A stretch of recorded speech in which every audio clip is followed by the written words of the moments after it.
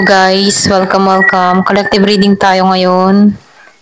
Tingnan natin kung ano yung energy ng tao mo. Be open-minded po. Hindi po halos lahat makaresonate. And thank you nga po pala sa mga nagsusubscribe at sa mga bumabalik. Marami pong salamat. Give me the message for collective, ano yung energy ng tao mo, okay? Give me the message for collective, ano yung energy ng tao mo ngayon.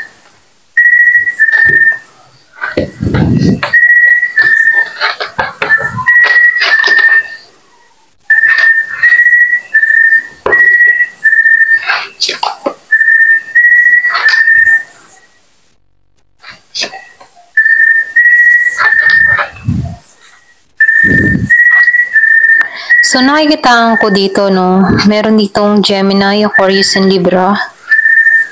Malakas yung Gemini, may erong Aries, Leo, Sagittarius, may Scorpio, Cancer, and Pisces.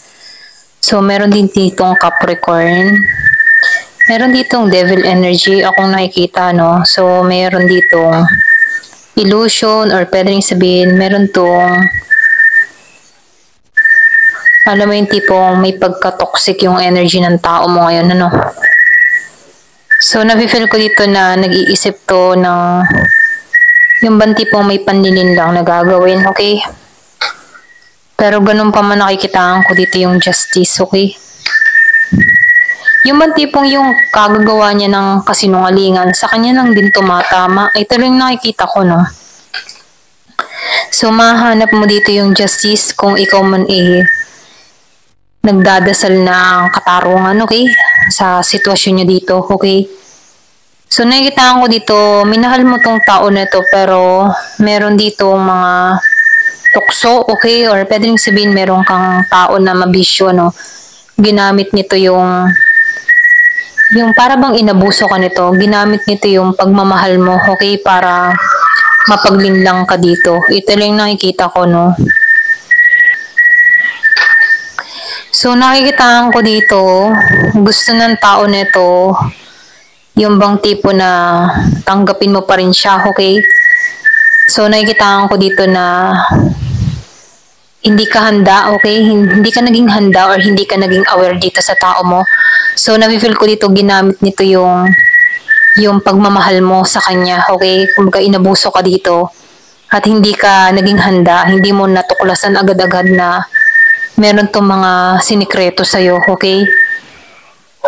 So, nakikitaan ko dito, yung iba sa inyo, hanggang ngayon, na andun pa rin yung, yung nararamdaman mo sa tao na to. Parang hinahata ka pa rin dito sa taong ito. Ito rin nakikita ko, no? Hirap kang pakawalan to. Ito rin nafe-feel ko, no? So, nakikitaan ko rin dito na yung iba sa inyo, umaasa ka pa rin ng bagong simula or pwede ring energy to ng tao mo, okay? Umaasa siya ng bagong simula sa'yo, okay? So, vice versa dito, no? Meron dito umaasa ng bagong simula pero nakikitaan ko dito na meron ditong napalampas, okay? Napalampas yung oportunidad dito sa connection na to. Pwede rin sabihin na marami tong sinayang sa inyong dalawa, okay? Kung bakit nagkaganito. Ito rin nakikita ko. Ayan, pasensya na kung meron kayong naririnig na tahol ng aso, okay? So, nakikita ko din dito, no? Yung energy ng tao na to, hindi siya takot na mag-umpisa muli sa'yo, okay? Hindi siya takot na sumubok muli. Ayan. Ayun, hindi siya takot mag-umpisa muli sa'yo, okay? Kumbaga, itong tao nito, meron siyang meron siyang kakayahan, So, may may pagkatuso or pwede rin gawain na to ng tao nito na magsinungaling, Yung bang tipo na kahit nagsisinungaling siya, gagawa siya ng ganun kasinungalingan para makumbinsi ka, magaling tong magdrama. Ito rin nakikita ko, magaling tong gumawa ng mga alibay or istorya, okay, para mapagtakpan lamang yung kanyang mga mga kasalanan dito. Ito rin nakikita ko sa tao mo, no? So, nafe-feel ko dito yung pagbawi mo sa sitwasyon, okay? So, nangitaan ko dito na umaasa ka ng pagbabago sa sarili mo. Ito rin nakikita ko.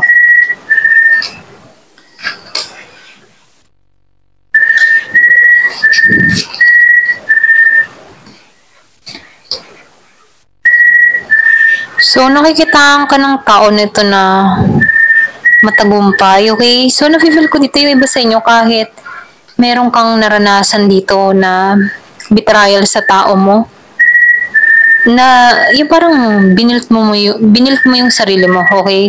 Kumbaga, tinaguyod mo yung sarili mo. Nirenew mo yung sarili mo. Yung iba sa inyo nakabili na ng ari-arian, okay?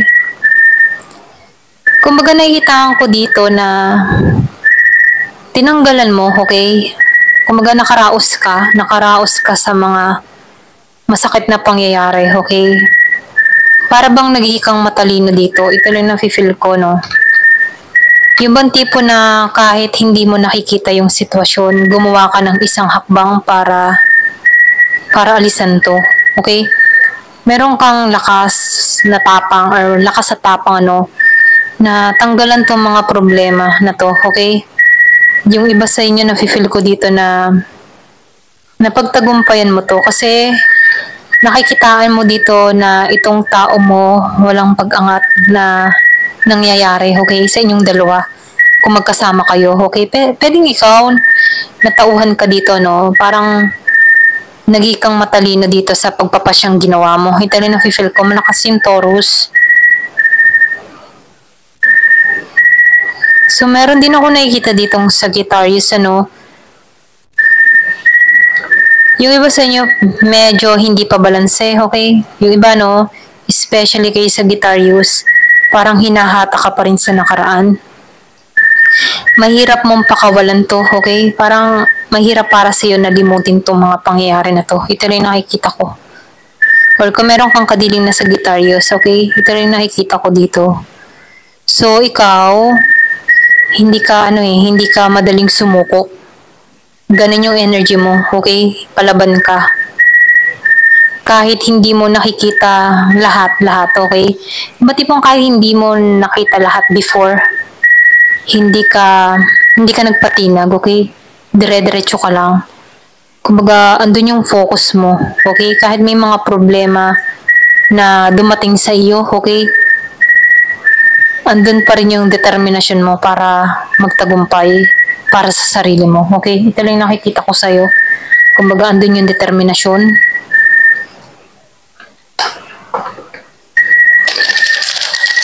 Kumbaga, nakikitaan ko dito, wais ka na, okay? Wais ka na dito.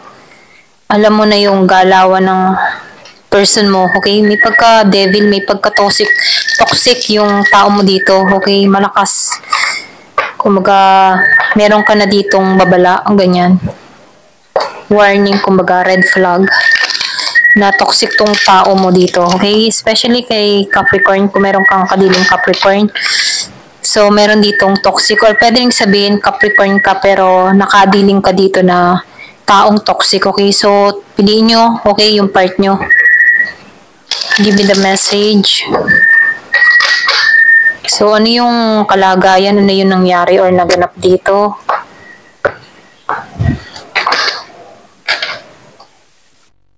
So, meron ditong panlalamig, ano. Pwedeng ikaw, ano, dinitouch mo yung sarili mo. Nilayo mo yung sarili mo dito, okay? Kumbaga, para kang yelo, okay? Ganun kakalamig sa tao mo. So, nafe-feel ko dito na nagpasya ka, okay? May mga desisyon kang ginawa para rito. Nag-isip-isip ka dito. Pwede ring sabihin na nabalanse mo yung sitwasyon mo, okay? May mga desisyon kang ginawa, okay? May pagpapasya kang ginawa. So, nafe-feel ko dito yung masculine energy, ano? Kahit babae ka, meron kang ganun, masculine energy, independent, okay? So, nakikitaan ko dito yung paninindigan mo, okay? Nagtitiwala ka sa sarili mo para kang isang lalaki din, ano, okay? Kung lalaki ka, nasa masculine energy ka na naninindigan ka sa sarili mo. Kung babae ka, meron kang masculine energy na nagiging kang, yung naninindigan ka, may authority ka, okay? Yung bang tipo na kaya mo ang sarili mo, okay? Ganon yung energy mo dito. So, yung separation na nangyari dito, no, merong nakakamiss sa'yo, okay?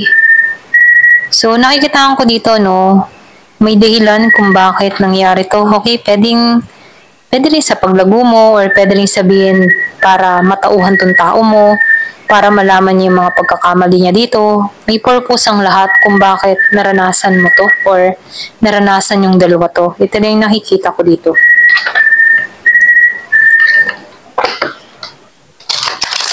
So, namimiss ka ng tao mo, okay? Meron ditong year of the horse, akong nakikita.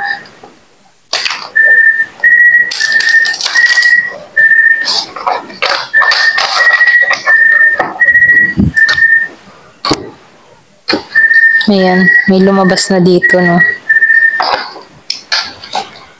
Projected. So, nakikitaan ko dito, no? Mas nakatuon ka sa hinaharap mo, okay? May mga pinaghahandaan ka, okay? Kumaga, pwede rin sabihin na mas pinapriority mo yung hinaharap, okay? Pinaghahandaan mo. Pwedeng may pag-iipon kang ginagawa, may mga plano ka para sa future mo, okay? So, nakikitaan ko dito yung araw, buwan, okay, na nakalipas na kung saan sa bawat araw, bawat buwan, may paglagong nangyayari sa'yo, okay? Alam mo yung destinasyon na gusto mong pahakin dito. Ganun yung energy mo, no? So, nakikitaan ko dito, no? Yung iba sa inyo, meron ka mga, alam mo yung tipong diary, journal, ganyan, isinusulat mo yung mga nangyari, okay? Or pwede rin ganun ka, no? Or minumungkahi dito na isulat mo yung mga nangyayari para madali kang mag-healing or madali kang makalimot. Once na meron kang pumapasok sa kaisipan mo, pwede mo tong isulat sa papel, okay? At sunugin, ganyan, okay? Para dun mo ibuhos yung emotion mo, yung nararamdaman mo, isulat mo sa isang papel, okay? Para nang sa ganun, yung sama ng loob mo, dun bumuhos sa papel, okay? Sa mga sinusulat mo. Yon, okay? So, synchronicity, So, meron ditong 888 infinity symbol, So, kung madalas mo makita yung 888, 111, 222, 333, so, synchronicities. Kumbaga, nafe-feel ko dito na pwedeng merong ginigising, okay? Meron ditong pagbabago na mangyayari sa'yo or pwede rin sabihin, purpose na nangyari itong lahat na to para makamit mo yung tagumpay mo, okay? So, merong sinyales, may sign, 111, okay? Destiny mo or pwede rin sabihin, calling to sa'yo, okay? So, realization, dito pumapasok yung realization na nagiging aware ka na sa mga bagay-bagay. Natuklasan mo kung ano pa yung mga kakayahan mo, natuklasan mo kung ano pa yung mga abilidad mo, natuklasan mo, kumbaga nabigyan ka ng liwanag or nagkaroon ka ng kaliwanagan sa mga nangyari, okay? Doon pumapasok yung pagninilay-nilay na ay siya nga, okay, ay siya nga, kaya pala, ganun. So, nakikitaan ko dito, nabigyan ka ng liwanag or nagkaroon ka ng kaliwanagan sa sitwasyon na kinakaharap mo, okay? Ito na yung nafe-feel ko sa'yo, no? So, pumapasok yung clarity, okay? Or pwede rin sabihin mental clarity or nagiging malinaw na sa kaisipan mo ang lahat, ganyan, okay? So, nakikitaan ko dito yung iba sa inyo, merong meeting na mangyayari, okay? 2 or more people, Pwede rin sabihin meron kang mga proyekto na nagbubukasan patungo sa'yo, So, nafe-feel ko dito na meron ditong hatid na happiness, okay? Celebration, okay? So, yung mga plano, okay, na pwedeng meron kang pinaplano sa future dito. Pwede rin meron ditong business proposal sa iba. Doon ka naka-prioridad. Yun yung priority mo, okay? Yung iyong pangarap, okay? Pwede rin sabihin may mga proyekto, usapin proyekto, okay? Dito, ito lang nakikita ko. Sa iba, so nakikita ko dito, SOS, So, nag-feel ko dito, meron kang sinarahan dito, okay? Ay, kumaga meron ditong na-trap, okay?